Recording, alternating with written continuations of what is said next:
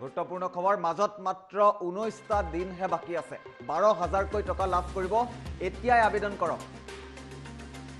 আৰু 12000 কোটি টকা লাভ কৰিবলৈ এতিয়াই কৰক আবেদন এটা খুব গুৰুত্বপূৰ্ণ খবৰ জনাই আছো এই মুহূৰ্তত অষ্টম শ্ৰেণীৰ শিক্ষাৰ্থীৰ বাবে ডাঙৰ খবৰ এটা ব্ৰেকিং নিউজ এই মুহূৰ্তত অষ্টম শ্ৰেণীৰ শিক্ষাৰ্থীৰ বাবে এটা বৃহৎ খবৰ লৈ আহিছো অষ্টম শ্ৰেণীৰ শিক্ষাৰ্থীয়ে লাভ কৰিব 12000 কোটি টকা এটা বিগ ব্ৰেকিং নিউজ এই মুহূৰ্তত অষ্টম শ্ৰেণীৰ শিক্ষাৰ্থীয়ে লাভ কৰিব 12000 কোটি টকা কেন্দ্ৰীয় চৰকাৰে গ্ৰহণ কৰিছে বিশেষ জলপানীৰ ব্যৱস্থা আৰু মাজত মাত্ৰ 19টা দিন বাকি কেন্দ্ৰীয় চৰকাৰে গ্ৰহণ কৰিছে এই বিশেষ জলপানীৰ ব্যৱস্থা শিক্ষা মন্ত্ৰালয়ে অনুষ্ঠিত কৰিছে নেশনেল মিন্স কাম মেৰিট স্কলাৰশ্বিপ এক্সামিনেশ্যন আৰু কেন্দ্ৰীয় শিক্ষা মন্ত্ৰালয়ে অনুষ্ঠিত কৰিছে এই বিশেষ স্কলাৰশ্বিপৰ ব্যৱস্থা 2022 বৰ্ষৰ বাবে এতিয়াই কৰক আবেদন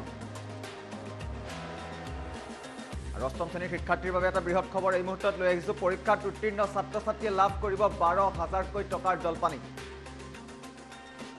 কেন্দ্ৰীয় চৰকাৰ শিক্ষা মন্ত্ৰালয়ৰ ফালৰ পৰা জাৰি কৰা হৈছে এই বিশেষ ব্যৱস্থা 4 বছৰলৈ 12000 টকাকৈ লাভ কৰিব উত্তীৰ্ণ ছাত্ৰ ছাত্ৰীয়ে এটা খুব গুৰুত্বপূৰ্ণ খবৰ এই মুহূৰ্তত জনাই আছো কোন কোন ছাত্ৰ ছাত্ৰীয়ে আবেদন কৰিব পাৰিব সেই বিষয়েও অৱগত কৰিছে কেন্দ্ৰীয় শিক্ষা মন্ত্ৰালয়ে চৰকাৰ অধীনস্থ প্ৰাদেশিকৃত বিদ্যালয়ৰ শিক্ষাৰ্থীয়ে আবেদন কৰিব পাৰিব চৰকাৰৰ অধীনস্থ প্ৰাদেশিকৃত বিদ্যালয়ৰ ছাত্ৰ ছাত্ৰীয়ে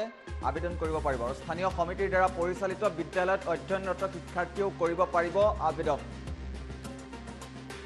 পৰীক্ষাত উত্তীৰ্ণ ছাত্ৰ ছাত্ৰীয়ে 4 বছৰলৈ লাভ কৰিব এই বিশেষ জলপানী 12000 কৈ প্ৰতিমাহে লাভ কৰিব 4 বছৰলৈ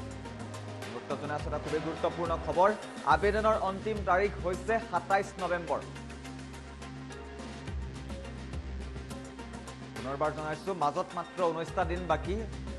ভাৰত চৰকাৰৰ শিক্ষা মন্ত্ৰালয়ৰ তৰফৰ পৰা লাভ কৰিব এই বিশেষ জলপানী